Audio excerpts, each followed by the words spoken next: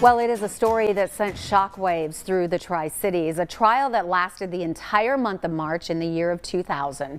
The story of a 20-year-old girl who tried to end her life after years of abuse by drinking antifreeze. It was the story of Esther Combs, and now that story is detailed in the book titled The Body of Esther Combs. And this morning we have author and Bristol native Marsha Hedrick joining us, as well as the lead investigator on the case, Debbie Richmond, here to tell us more about this book. Ladies, thank you so much for joining us. Thank you.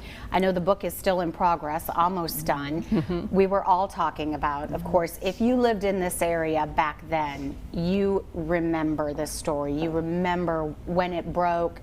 You remember the trial. It was just heart-wrenching.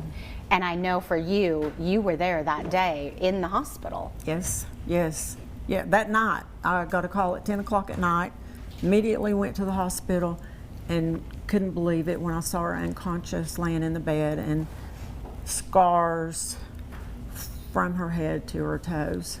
And I noticed you titled the book The Body of, because she has since changed her name and obviously tried to distance herself from this. She will make a point of telling me her name is not Esther any longer, because as I'm writing the book, when I'm writing something that happened to her in her former life, I will refer to Esther. But when I talk about her, like if she's giving a recollection, I'll say Elsa, which is her given name now. And she will bristle real quickly and say, it's Elsa, not Esther. You know, she says, I left Esther back a long time ago. And it has been 20 years. 24 years. I know you're retired now. Yeah. What made you decide? What was it about? I mean, I know this case moved so many people. What was it for you that said, I want to put this in a book? I come alongside a lot of people with trauma, specifically women, and I have some personal familiarity with trauma. And I just, from the time I heard about it and knew that she was still functional and frankly still alive on the planet, my admiration was just so great. And you know, I burned to tell the story, to be the one to be able to chronicle her bravery, her work ethic. I mean, it deserves to be told, and she deserves to have it told. So I feel like I was born to tell this story, frankly. And Debbie, I know you've also been instrumental in providing information, and it was one of those that I'm sure that no one at the Sheriff's Department will ever forget. Right.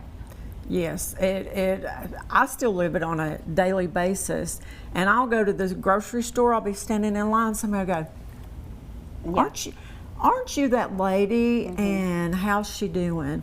People are always concerned about how she's doing. And I've spent the last 35 years working with victims of domestic violence and child abuse.